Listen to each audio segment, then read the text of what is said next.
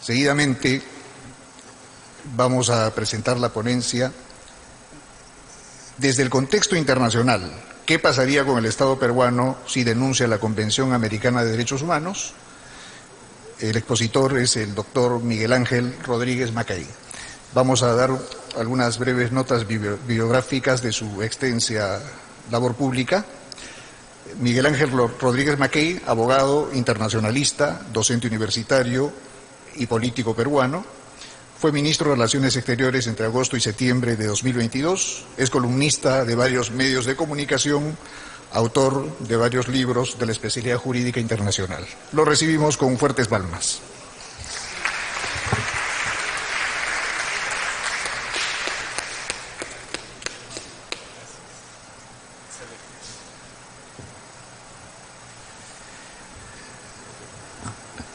Muy amable, doctor Lechuga y amigo, señor presidente de este honorable cónclave académico en el Congreso de la República y en esta sala tan emblemática como es la de Raúl Porras Barrenechea, el canciller principista que siempre hay que emular, almirante Jorge Montoya, y a toda la dilecta mesa con la que me honro participar en este evento tan importante al que he sido invitado. Yo quisiera también saludar a los honorables académicos, juristas, intelectuales, congresistas de la República, participantes, estudiantes, todos los que nos encontramos aquí.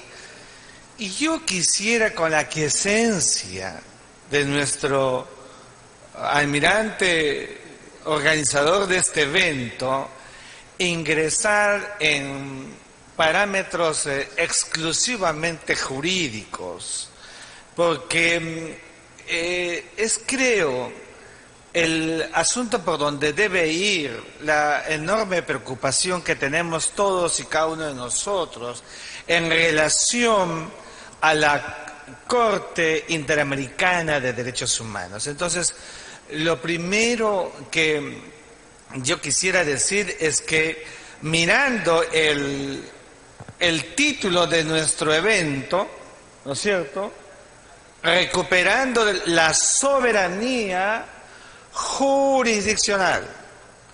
Yo entiendo que todo se hace de buena fe, pero el rigor académico nos dice que no es un título correcto, porque nosotros no tenemos que recuperar nada. La soberanía es in situ, de facto y de jure.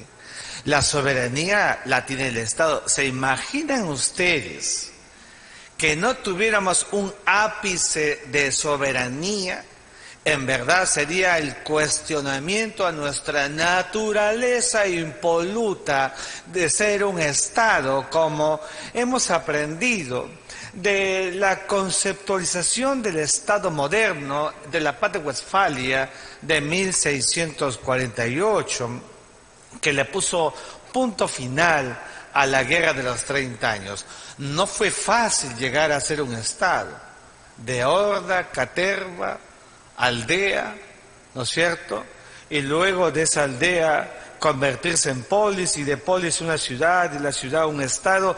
Eso devino todo un proceso significante a lo largo de la historia, y que ese punto cualitativo se da justamente con la Paz de Westfalia, que inscribe el concepto de la soberanía como un concepto material, objetivo, indubitable, que no tiene ninguna otra ratio que no sea la cualidad y la capacidad del Estado-nación para autodeterminarse, para decidir su destino, para autocolegirse en una sociedad internacional. Entonces, no conozco niveles de recuperación de soberanía, salvo aquellos procesos que devinieron de la descolonización luego de la Segunda Guerra Mundial y que tuviera su punto de inflexión al comienzo del siglo XIX, cuando se alzaron los principios de Luti Possidetis, de jure y de la libre determinación de los pueblos. En segundo lugar, tampoco hay que decir soberanía jurisdiccional, porque la soberanía en verdad supone una categoría intrínseca y la cualidad jurisdiccional de esa soberanía es verdad que se refiere al acto facultativo también intrínseco que tiene el Estado. Por ejemplo, cuando hablamos del mar, siempre decimos que nosotros tenemos dos cosas: soberanía y jurisdicción. Sobre recursos vivos y no vivos son dos cualidades intrínsecas y que está en toda la doctrina del concepto de Estado-Nación. Entonces es soberanía y jurisdicción, no soberanía jurisdiccional. Pero yo entiendo el objeto del título del evento y basado en esa premisa, yo quisiera, presidente de la honorable sala académica, continuar. En segundo lugar, quiero referirme a que un internacionalista, como quien habla, que viene sosteniendo hace muchos años, yo diría unos 10 años, y por columnas unos 7 u 8, de la necesidad de que el Perú se desvincule, denuncie el Pacto de San José de Costa Rica, ¿no es cierto? Un internacionalista en verdad tiene que ser muy serio, porque lo que le da vida a la acción o el ejercicio de un internacionalista es la supranacionalidad. ¿Cómo entonces un internacionalista va a pregonar acabar con el marco que es subyacente a la vida de un Estado? Un Estado tiene dos vidas: una vida esencialmente intraestatal y una vida supraestatal. La vida intraestatal se decide conforme los cánones establecidos en una constitución política y toda la dinámica de las normas jurídicas intraestatales para la gobernanza interna. La vida extraestatal es una, a diferencia de la anterior, que no tiene esas premisas como regla de carácter coactivo y coercitivo que sí devienen del sistema intraestatal y que más bien se constituyen en pactos, en acuerdos, en la consecuencia de la armonía de todos los que intervienen en una suerte de familia más ampliada, donde todos son estados, y como son estados y todos tienen soberanía, tienen que llegar a acuerdos. Esa concordancia supone prima facie la existencia de un proceso de anarquización internacional. No es desorden, por favor, no es desorden. No hablo de la anarquía interna, que sí es desorden. En el sistema internacional, la anarquía más bien es orden. La anarquía es estabilidad. La anarquía es que nadie es superior al otro. Todos son planos, todos son horizontales. Esta es una regla de oro. Y eso explica por qué la supranacionalidad es la consecuencia lógica de un proceso, señor honorable presidente de esta sala académica, de pactos o actos convencionales. Por eso existen dos niveles de esos pactos. De un lado, la supranacionalidad no vinculante, que normalmente lo vemos en los sujetos del derecho internacional, que conocemos como organizaciones internacionales. No hay que decir organismos internacionales, porque los sujetos del derecho internacional son las organizaciones internacionales como la Organización de los Estados Americanos, que es objeto, uno de sus brazos del sistema interamericano, lo que estamos conversando en esta hermosa tarde aquí en el Congreso de la República. Pero no solamente hay supranacionalidad no vinculante. Por esa razón es que las resoluciones de la OEA o las de las Naciones Unidas, de la Asamblea General, son per se no vinculantes, son solamente recomendativas. Por esa razón, las resoluciones que emite otra supranacionalidad muy cerquita aquí, que es la del Parlamento andino, también es recomendativa. No porque sea un capricho interno no concederle ese monopolio, sino por la naturaleza objetiva horizontal que tiene el sistema internacional. Pero no solamente es esa la calidad del acto supranacional. Hans Kelsen se preocupaba mucho en mirar este proceso, y en su capítulo 8, la parte 8 de su libro de la teoría pura del derecho, hace una extensa explicación de cómo la preocupación debe ir un poco más allá. Y entonces está la categoría excepcional para el arreglo de todos aquellos que estén en una dinámica de igualdad, y por eso se crea la supranacionalidad coactiva, vinculante, que todos conocemos como las cortes, las instancias supranacionales, las que toman decisiones de carácter obligatorio, vinculante, donde no hay vuelta que darle, porque el Estado ha decidido no ceder su soberanía, sino adecuar al acto imperativo categórico de cumplimiento obligatorio que deviene justamente de este pacto. Y por eso hemos decidido lo que se denomina en el derecho internacional el pacta sunt servanda, es decir, el fiel cumplimiento de la palabra empeñada, cumplir todo aquello que hemos acordado. Y ya estoy entrando, en verdad, con su aquiescencia, en la naturaleza de lo que estamos hoy día coligiendo y trabajando. Porque la supranacionalidad es base primigenia que le permite al Estado-nación establecer una relación holgada con la comunidad internacional. Cuando ese pacta sunt servanda se altera, entonces se producen estos menoscabos que todos conocemos en el sistema internacional. Dicho esto, yo quisiera decir, honorable presidente de esta sala académica, que cuando hablamos de la denuncia, no debemos hablar de la Corte Interamericana de Derechos Humanos.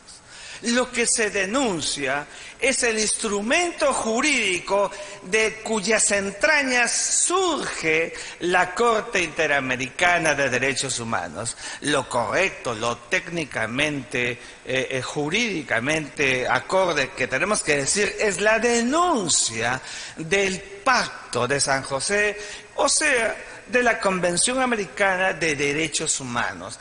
Y la Convención, que es la consecuencia de un proceso jurídico, diplomático previo, donde los estados se ponen de acuerdo, donde los estados son firmantes, son signatarios, ratifican, y luego produce el canje de ratificaciones y el depósito de esa ratificación con el objetivo de sellar la voluntad del Estado.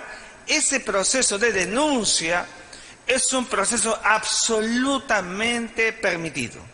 Es un proceso que no puede ser sometido a ninguna calidad o cualidad de censura.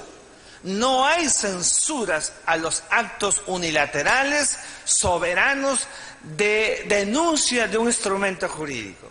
Por tanto, cuando se suele decir, ustedes lo han visto y todos vemos a cada rato, si el Perú se retira de la Convención Americana de Derechos Humanos, seremos sancionados. ¿Es verdad o no que eso está en el imaginario? Eso es una completa mentira, porque no corresponde a la realidad del derecho. Yo en estos momentos No estoy ni siquiera hablando como político, como ex canciller, estoy hablando como profesor de la universidad, nada más que sin alumnos, sino con dilectos y honorables colegas académicos en esta ratio de reflexiones que hacemos todos en nuestra horizontalidad. Y entonces, la denuncia es un acto facultativo, una prerrogativa soberana del Estado. Y por esa razón es que la denuncia del pacto jamás puede producir un impacto, un menoscabo jurídico, ni siquiera político al Estado, porque está acordado, porque está permitido. Distinto es que políticamente se quiera usar en el sistema de relaciones de poder, y eso se hace como el poder no tiene moral.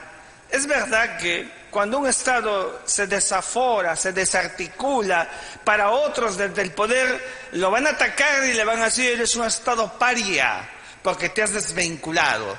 Bueno, eso se usa políticamente, pero aquí tenemos que mirarlo jurídicamente.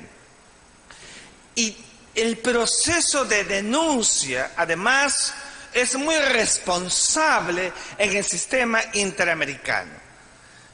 No voy a hablar hoy de la Comisión Interamericana porque no es objeto de esta conferencia, no es objeto de este evento, a mi juicio, sino la Corte. Y enfatizar que cuando en el proceso de denuncia, de conformidad con lo establecido en el artículo 78 de la Convención, el proceso para desligarse o desvincularte, dice la Convención, debe ser 5 años, por lo menos 5 años después de la vigencia del instrumento. Eso ya pasó. Ese presupuesto no es para nosotros, porque la Convención entró en vigor en 1979 y entonces pasaron los 5 años y más bien los estados seguían expresando su acto vinculante de relación de adherencia o de ratificación con el instrumento. Pero también dice el artículo 78, inciso 1, que el formato para desligarse debe ser con un preaviso. No se puede hacer nada para sorprender al sistema interamericano. La formalización de ese preaviso se hace con 1 año de anticipación y se formaliza a través del Poder Ejecutivo del Estado. No es a través del Congreso de la República, tengo que decirlo, es el Poder Ejecutivo. ¿Por qué? Porque el Poder Ejecutivo tiene la jus potestas, jus puniendi, jus poenale, jus territoriale, jus imperium, que tiene todo Estado y le corresponde per se al Poder Ejecutivo, y hace con una carta dirigida al secretario general de la Organización de los Estados Americanos. ¿Y por qué el secretario general de la organización? Porque el secretario general, que no es una autoridad, sino un funcionario internacional de primer nivel, pero no es una autoridad, sino un funcionario, se materializa este acto, esta voluntad del Estado. Sin embargo, dice el propio artículo 78, inciso 2, que la consecuencia del proceso de denuncia no puede perjudicar si acaso en el tracto de que se ha iniciado la denuncia se produjera un acto de violación de los derechos humanos, significa que el Estado está comprometido en el cumplimiento de ese acto de violación de derechos humanos que se haya podido producir.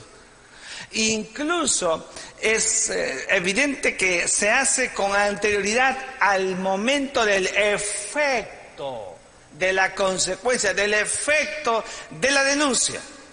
No digo desde el momento que se presenta la denuncia, sino desde el efecto de la denuncia.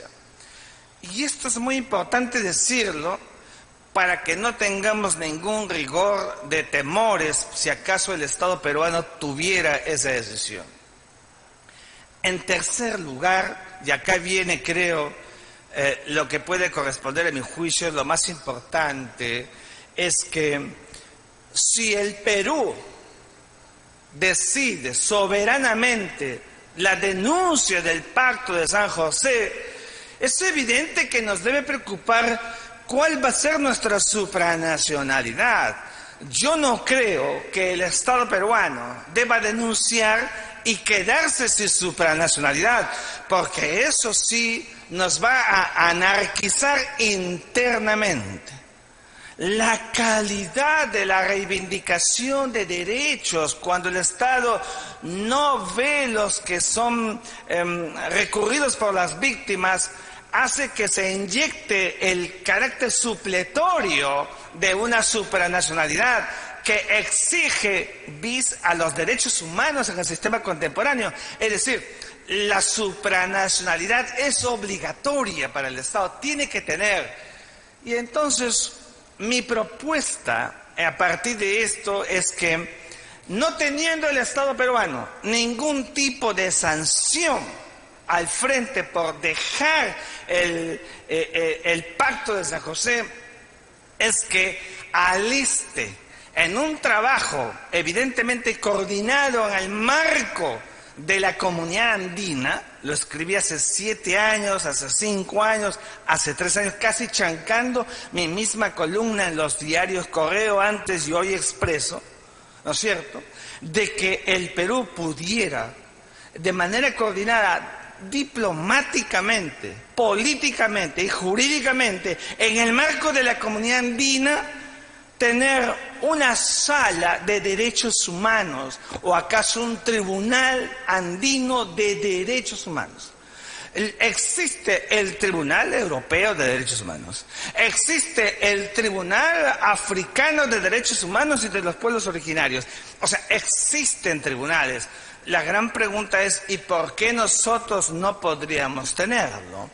Esto es un asunto de voluntad política, y la voluntad política es lo que le da vida a las realizaciones jurídicas, y tendría que trabajarse y nominarse para que haya una decisión en ese marco, porque sin supranacionalidad sí nos va a ir mal. ¿Y en qué nos va a ir mal? En primero, el prestigio de un Estado. Los estados se reputan, los estados tienen una imagen internacional que cuidar. Por eso decía anoche a Mávila Huertas, si la imagen no se construye, no se sostiene, no se mantiene, el Estado es impactado en sus diversas variables de configuración en su vida internacional. Entonces yo creo que deberíamos mirar seriamente varios canales paralelos para llevar adelante este proceso que le pueda permitir al Estado peruano aplicar ¿qué cosa? Aplicar lo que hemos dicho. Primero, sin que se haga porque ya está el tipo penal incorporado en la Constitución Política del Perú, que es la aplicación de la pena de muerte para los terroristas. O sea, eso ni siquiera debería estar como proyecto de ley. O sea, tendría que tener otro tipo de adecuación y no juntar con los demás, porque el terrorismo ya está típicamente en la legislación peruana para que per se se aplique la pena de muerte. El artículo 4 de la Convención nos lo impide porque somos parte de la Convención. Como somos un país respetable del sistema internacional, nos desligamos y aplicamos la pena de muerte para los terroristas, como ya se hace para el caso de traición a la patria durante una guerra externa. Distinto es para el caso que yo siempre he propuesto de los violadores de menores de edad que mueren como consecuencia del ultraje. Allí sí hay que presentar un proyecto de ley y trabajar toda una tesitura orgánica para que se constituya un acto aplicativo en la legislación nacional. Señor presidente de esta honorable sala académica, en el Congreso de la República. El hecho mismo de que en el año 2012 y 2013, en el marco de la propia OEA, se llevara adelante trabajos, ejercicios para ver los puntos vulnerables del sistema interamericano en sus dos ámbitos, en sus dos brazos. La Comisión Interamericana de Derechos Humanos, que no voy a hablar hoy día, y la Corte Interamericana, se hizo un trabajo, 2012 y 2013, por favor, los informes son del tamaño de una montaña, en las que se evaluaba si los jueces de la Corte eran o no los competentes, si los jueces o no eran los idóneos. Yo siempre digo, a mí que me encanta la ciencia política, digo, qué pena que en los últimos años a la palabra ideología también se ha satanizado, porque es cierto, porque cuando existe un elemento subjetivo que ingresa, deteriora todo el aparato de administración de justicia. El juez debe estar exento de subjetividades políticas. El juez debe estar en acto marginal a la naturaleza política porque administra justicia, porque decide la naturaleza ontológica del destino de personas y de pueblos. Por esa razón es que se trabajó en el 2012 hasta el 2013 porque se sabía de la enorme vulnerabilidad con que actúan los jueces en el sistema interamericano, ideologizados, no ideologías, no ideologizados, que ha sido en verdad una degeneración del concepto de la ideología.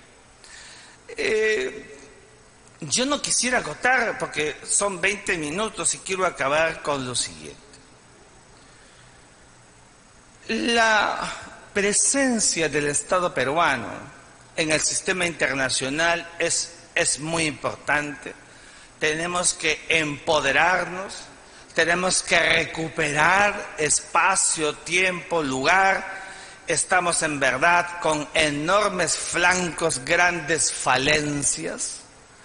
Creo que la decisión para que el Perú se retire, denuncie el Pacto de San José de Costa Rica, deberá ser primero que nuestros políticos aquí en el Congreso se la crean.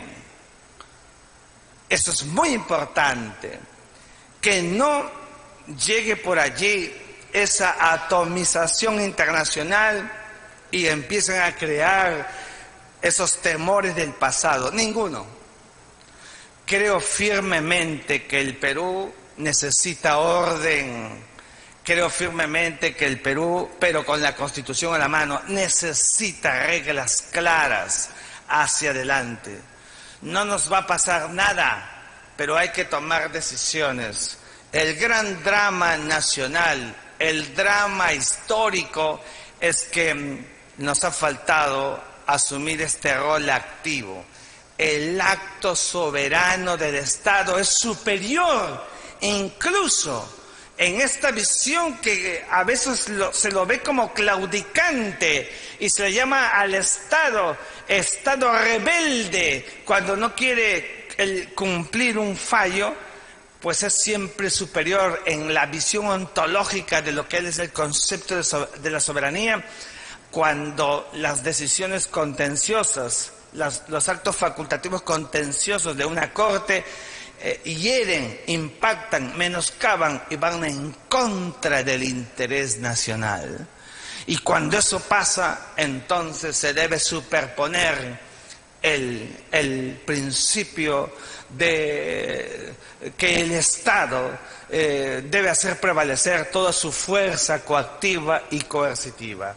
Yo escribí hasta al cansancio por mis convicciones jurídicas que aquí en el Perú, en lo último que hemos visto, en el caso de Alberto Fujimori, la Corte Interamericana de Derechos Humanos casi actuó como Poncio Pilatos. Todos saben, los que me conocen, que yo no soy fujimorista, pero mirando la historia del Perú como Augusto Beleguía y Alberto Fujimori, yo creo que debimos ver a una Corte Interamericana de Derechos Humanos que más bien se escudó y se refugió en su carácter más bien facultativo cautelar, que es una de sus prerrogativas como la consultiva o la contenciosa, para decir al Estado que decida casi lavándose las manos y tirar al tacho el concepto de la cosa juzgada que había producido el indulto al que fue objeto el expresidente de la República. Ese tipo y ese tamaño de aberraciones por una corte me ha hecho llevar el convencimiento en la biblioteca, en casa, cada vez más escribir, porque el Perú, velando por sus intereses, deba ya hace buen tiempo retirarse de un pacto que no colige con los intereses del Estado-Nación y que necesitamos aproximarnos a una visión revolucionaria en democracia para que tengamos un sistema internacional que responda a los verdaderos apetitos e intereses del Estado peruano. Muchísimas gracias a todos.